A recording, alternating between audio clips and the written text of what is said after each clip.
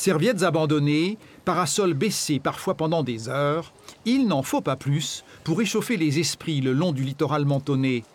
À Roquebrune, où les plages sont plus étroites, c'est une vraie fronde contre les plages publiques privatisées par certains touristes. Et elle vise plutôt nos amis transalpins.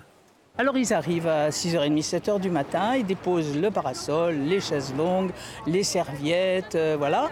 Tout est installé et ils repartent et ils reviennent à 11h. Ils vont prendre le café, le croissant et ils redescendent vers les 11h. Et si vous avez le malheur de pousser leurs serviettes, alors là on assiste à des histoires terribles. S'ils prenaient leurs affaires, qu'ils aillent manger, ils prennent leurs affaires et qu'ils aillent manger, il n'y aurait pas de problème. Et nous on en a marre à Menton. La population italienne de la plage proteste contre cette stigmatisation et affirme bien se comporter. Je laisse mes affaires, parfois je vais prendre un café et je reviens. Des fois je vais déjeuner par exemple. Et si on me demande gentiment de laisser l'emplacement, ça ne me pose aucun problème. Si je vois qu'il y a peu de monde et que je reviens l'après-midi, alors je laisse mes affaires parce que c'est pratique.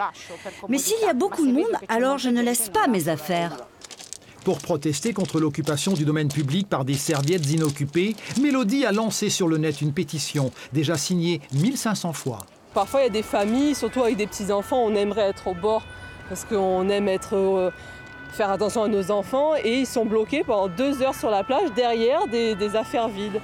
La mairie de Menton envisagerait de publier une charte de bonne conduite sur son site. Plus de tolérance, en tout cas, devrait permettre de dissiper ces remous.